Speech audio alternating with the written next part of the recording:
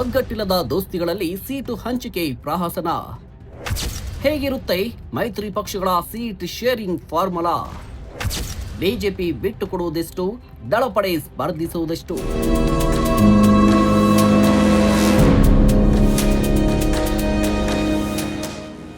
ನಮಸ್ಕಾರ ವೀಕ್ಷಕರೇ, political news beet YouTube ಚಾನಲ್ಗೆ ಸ್ವಾಗತ. ಕರ್ನಾಟಕದಲ್ಲಿ ಬಿಜೆಪಿ ಜೆಡಿಎಸ್ ಮೈತ್ರಿ ಈಗ ಮತ್ತೊಮ್ಮೆ ರಾಜಕೀಯ ಚರ್ಚೆಯ ಕೇಂದ್ರ ಬಿಂದುವಾಗಿದೆ. ಏಕೆಂದ್ರೆ ಮೈತ್ರಿಯಾಗಿ 2 ವರ್ಷಗಳು ಪೂರೈಸಿದ್ರೂ ಈ ದೋಸ್ತಿಗಳ ನಡುವೆ ಹೊಂದಾಣಿಕೆ ಕಾಣಿಸುತ್ತಿಲ್ಲ. ತಮ್ಮ ಅಸ್ತಿತ್ವಕ್ಕಾಗಿ ತಮ್ಮಲ್ಲೇ ಪೈಪೋಟಿ ನಡೆಸುತ್ತಿವೆ. ಆದರೂ ಮುಂದಿನ ಚುನಾವಣೆಗೆ ಒಟ್ಟಾಗಿ ಹೋಗುವ ಪ್ಲಾನ್ನಲ್ಲಿವೆ. ಆದರೆ 2028ರ ರಾಜ್ಯ ವಿಧಾನಸಭಾ ಚುನಾವಣೆಯಲ್ಲಿ ಸೀಟು ಹಂಚಿಕೆ ಹೇಗಿರುತ್ತೆ? ಬಿಜೆಪಿ ಎಷ್ಟು ಕ್ಷೇತ್ರಗಳನ್ನ ಜೆಡಿಎಸ್ಗೆ ಬಿಟ್ಟು ಕೊಡುತ್ತೆ? ಜೆಡಿಎಸ್ ಎಷ್ಟು ಕ್ಷೇತ್ರದಲ್ಲಿ ಸ್ಪರ್ಧೆ ಮಾಡುತ್ತೆ? ಇದೇ ಈಗ $1 ಮಿಲಿಯನ್ ಪ್ರಶ್ನೆ. ವೀಕ್ಷಕರೇ, ಕರ್ನಾಟಕದಲ್ಲಿ ಒಟ್ಟು 224 ವಿಧಾನಸಭಾ ಕ್ಷೇತ್ರಗಳಿವೆ.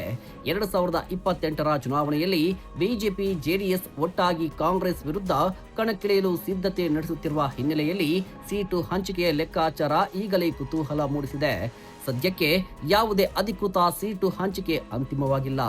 ಆದರೆ 2 ಪಕ್ಷಗಳ ಇಂದಿನ ರಾಜಕೀಯ ಬಲ, ಹಿಂದಿನ ಚುನಾವಣಾ ಫಲಿತಾಂಶ ಮತ್ತು ಪಕ್ಷಗಳ ಬೇಡಿಕೆಗಳನ್ನ ನೋಡಿದ್ರೆ 3 ರೀತಿಯ ಸನ್ನಿವೇಶಗಳು ಕಾಣಿಸುತ್ತಿವೆ. ಹಾಗಾದ್ರೆ ಆ ಫಾರ್ಮುಲಾ ಯಾವುದು ಅನ್ನೋದನ್ನ ಹೇಳ್ತೀವಿ. ಅದಕ್ಕೂ ಮುನ್ನ ನೀವಿನ್ನೂ ನಮ್ಮ ಚಾನಲ್ ಅನ್ನ ಸಬ್ಸ್ಕ್ರೈಬ್ ಮಾಡಿಲ್ಲ ಅಂದ್ರೆ ಈ ಕೂಡಲೇ ಸಬ್ಸ್ಕ್ರೈಬ್ ಮಾಡಿಕೊಳ್ಳಿ. ವೀಕ್ಷಕರೇ, ಜೆಡಿಎಸ್ ಬಿಜೆಪಿ ನಡುವಿನ ಸೀಟು ಹಂಚಿಕೆಯ ಮೊದಲ ಸೂತ್ರ ಬಿಜೆಪಿ ಪ್ರಾಬಲ್ಯದ ಫಾರ್ಮುಲಾ.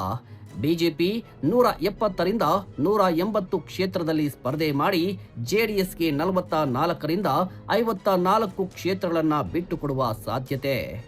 ಎರಡನೆಯ ಸೂತ್ರ ಸಮತೋಲನದ ಮೈತ್ರಿ. ಬಿಜೆಪಿ ಸುಮಾರು 165 ಕ್ಷೇತ್ರದಿಂದ 175 ಕ್ಷೇತ್ರದಲ್ಲಿ, ಜೆಡಿಎಸ್ 49 ಕ್ಷೇತ್ರದಿಂದ 59 ಕ್ಷೇತ್ರದಲ್ಲಿ ಸ್ಪರ್ಧಿಸುವ ಫಾರ್ಮುಲಾ. ಮೂರನೇ ಸೂತ್ರ ಜೆಡಿಎಸ್ಗೆ ಹೆಚ್ಚು ಸ್ಥಾನ ನೀಡುವ ಫಾರ್ಮುಲಾ. ಬಿಜೆಪಿ 155ರಿಂದ 165, ಜೆಡಿಎಸ್ 59ರಿಂದ 69 ಕ್ಷೇತ್ರದಲ್ಲಿ ಸ್ಪರ್ಧಿಸುವ ಸಾಧ್ಯತೆ. ಆದರೆ ಇಲ್ಲಿ ಒಂದು ಪ್ರಮುಖ ಪ್ರಶ್ನೆ ಇದೆ. ಜೆಡಿಎಸ್ಗೆ 50ರಿಂದ 60 ಕ್ಷೇತ್ರಗಳು ಸಿಕ್ಕರೆ ಆ ಕ್ಷೇತ್ರಗಳು ಯಾವುವು? ಇದೇ ನಿಜವಾದ ಆಟ.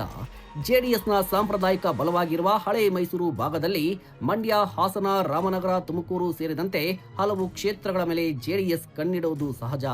ಅದೇ ಸಂದರ್ಭದಲ್ಲಿ ಉತ್ತರ ಕರ್ನಾಟಕದಲ್ಲೂ ತನ್ನ ಸಂಘಟನೆಯನ್ನ ವಿಸ್ತರಿಸಲು ಜೆಡಿಎಸ್ ಪ್ರಯತ್ನಿಸ್ತಾ ಇದೆ.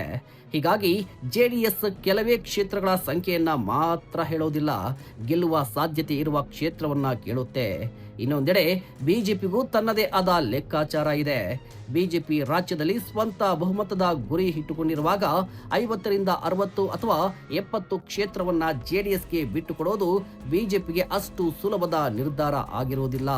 ಯಾಕಂದ್ರೆ ಜೆಡಿಎಸ್ಗೆ ಕ್ಷೇತ್ರ ಬಿಟ್ಟುಕೊಟ್ರೆ ಆ ಕ್ಷೇತ್ರದಲ್ಲಿ ಬಿಜೆಪಿಯ ಟಿಕೆಟ್ ಆಕಾಂಕ್ಷಿಗಳು ಅಸಮಾಧಾನಗೊಳ್ಳಬಹುದು. ಅದೇ ರೀತಿ ಜೆಡಿಎಸ್ಗೆ ಕಡಿಮೆ ಕ್ಷೇತ್ರಗಳು ಸಿಕ್ಕರೆ ಮೈತ್ರಿಯಲ್ಲಿದ್ರೂ ಜೆಡಿಎಸ್ನ ರಾಜಕೀಯ ಅಸ್ತಿತ್ವಕ್ಕೆ ಧಕ್ಕೆ ಆಗಬಹುದು. ಹೀಗಾಗಿ 2 ಪಕ್ಷಗಳ ನಡುವೆ ನಡೆಯುವ ಮಾತುಕತೆಯಲ್ಲಿ ಎಷ್ಟು ಸೀಟ್ ಅನ್ನೋದಕ್ಕಿಂತ ಯಾವ ಸೀಟ್ ಅನ್ನೋದೇ ದೊಡ್ಡ ಪ್ರಶ್ನೆಯಾಗಲಿದೆ. ಒಂದು ವೇಳೆ ಜೆಡಿಎಸ್ಗೆ 55 ಕ್ಷೇತ್ರಗಳನ್ನ ಬಿಟ್ಟುಕೊಟ್ರೆ ಉಳಿದ 169 ಕ್ಷೇತ್ರಗಳಲ್ಲಿ ಬಿಜೆಪಿ ಸ್ಪರ್ಧಿಸುವ ಫಾರ್ಮುಲಾ ಬರಬಹುದು. ಇದು ಸದ್ಯದ ರಾಜಕೀಯ ಲೆಕ್ಕಾಚಾರದ ಆಧಾರದ ಮೇಲಿನ ಒಂದು ಸಾಧ್ಯತೆ ಅಷ್ಟೇ. ಆದರೆ 2028ರ ಚುನಾವಣೆ ಇನ್ನೂ ದೂರ ಇದೆ. ಮುಂದಿನ 2 ವರ್ಷಗಳಲ್ಲಿ ರಾಜಕೀಯ ಪರಿಸ್ಥಿತಿ ಬದಲಾಗಬಹುದು.